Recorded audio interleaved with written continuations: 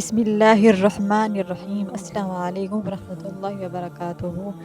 ہم بعض اوقات اپنی اپنی آزمائشوں پر خودکشیاں کرنے پر آ جاتے ہیں۔ کبھی صحابہ کرام کی آزمائشیں نہیں پڑھی کہ انہوں نے کتنا کچھ برداشت کیا اسلام کے لیے۔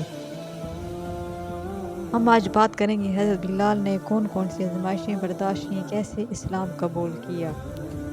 حضرت بلال حبشی رضی اللہ تعالیٰ عنہ اسلام کے پہلے مؤذن مانے جاتے ہیں۔ عبداللہ بن جدان نے فوراً قریش کو 100 درہم دیے تاکہ بتوں کی جو توہین ہوئی ہے اس کے بدلے ان کے نام پر کچھ جانور ذبح کر دیے جائیں۔ پھر وہ حضرت بلال رضی اللہ تعالیٰ عنہ کی طرف بڑھا، اس نے انہیں رسی سے باندھ دیا۔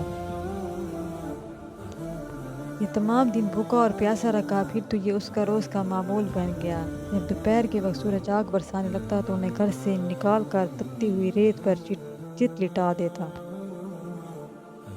اس وقت ریت اس قدر گرم ہوتی تھی کہ اگر اس پر گوشت کا ٹکڑا رکھ دیا جاتا تو وہ بھی بھن جاتا تھا، وہ اسی پر بس نہیں کرتا تھا۔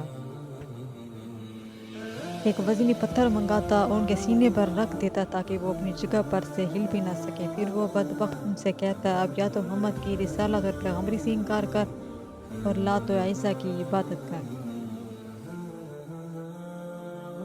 ورنہ میں تجھے یہاں اس طرح لٹائے رکھوں گا یہاں تک کہ تیرا دم نکل جائے گا۔ حضرت بلال رضی اللہ تعالیٰ عنہ اس کی بات اجابت فرماتے، احد احد،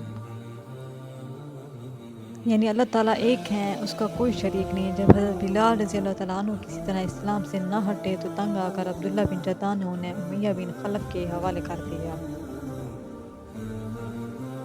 اب یہ شخص ان پر اس سے بھی زیادہ ظلم و ستم ڈھانے لگا۔ ایک روز انہیں اسی قسم کی خوفناک سزائیں دی جا رہی تھیں کہ حضور نبی کریم صلی اللہ علیہ وسلم اس طرف سے گزرے۔ حضرت بلال رضی اللہ تعالیٰ عنہ شدت تکلیف کی حالت میں احد احد پکار رہے تھے۔ آپ نے انہیں اس حالت میں دیکھ کر فرمایا، بلال، تمہیں یہ احد احد ہی نجات دلائے گا۔ پھر ایک روز حضرت ابوبکر رضی اللہ تعالیٰ عنہ اس طرف سے گزرے۔ امیہ بن خلف نے انہیں گرم ریت پر لٹا رکھا تھا، سینے پر ایک بھاری پتھر رکھا ہوا تھا۔ انہوں نے یہ دردناک منظر دیکھ کر امیہ بن خلف سے کہا،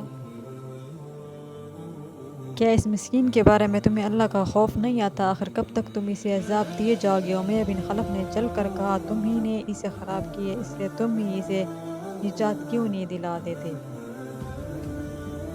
اس کی بات سن کر حضرت ابوبکر رضی اللہ عنہ بولے، میرے پاس بھی ایک حبشی غلام ہے، وہ اس سے زیادہ طاقتور ہے اور تمہارے ہی دین پر ہے، میں ان کے بدلے میں تمہیں وہ دے سکتا ہوں۔ یہ سن کر امیہ بولا، مجھے سودا منظور ہے۔ یہ سنتے ہی حضرت ابوبکر صدیق نے اپنا حبشی غلام اس کے حوالے کر دیا۔ اس کے بدلے میں حضرت بلال رضی اللہ عنہ کو لے لیا اور آزاد کر دیا۔ سبحان اللہ، کیا خوب سودا ہوا۔ یہاں یہ بات جان لینی چاہیے کہ حضرت ابوبکر رضی اللہ تعالیٰ عنہ کا حبشی غلام دنیا کے لحاظ سے بہت قیمتی تھا۔ یہ بھی کہا جاتا ہے کہ امیہ بن خلف نے غلام کے ساتھ 10 اوقیہ سونا بھی طلب کیا تھا، اور حضرت ابوبکر صدیق رضی اللہ عنہ نے اس کا یہ مطالبہ بھی مان لیا تھا۔ چنانچہ آپ نے اسے ایک یمنی چادر اور کچھ سونا دیا تھا۔ ساتھ ہی آپ نے امیہ بن خلف سے فرمایا تھا، اگر تم مجھ سے 100 اوقیہ سونا بھی طلب کرتے تو بھی میں تمہیں دے دیتا۔ حضرت بلال کے علاوہ حضرت ابوبکر صدیق رضی اللہ تعالیٰ عنہ نے اور بھی بہت سے غلام مسلمانوں کو خرید کر آزاد فرمایا تھا۔ یہ وہ مسلمان غلام تھے جنہیں اللہ کا نام لینے کی وجہ سے ظلم کا نشانہ بنایا جا رہا تھا۔ ان میں ایک حضرت بلال رضی اللہ تعالیٰ عنہ کی والدہ حمامہ رضی اللہ عنہا بھی تھیں۔ سبحان اللہ، کیا آپ سب لوگوں کی آزمائشیں صحابہ کرام سے بڑھ کر ہیں؟ ہر حال میں اللہ کا شکر ادا کیا کریں کہ ہم کسی کے غلام نہیں ہیں۔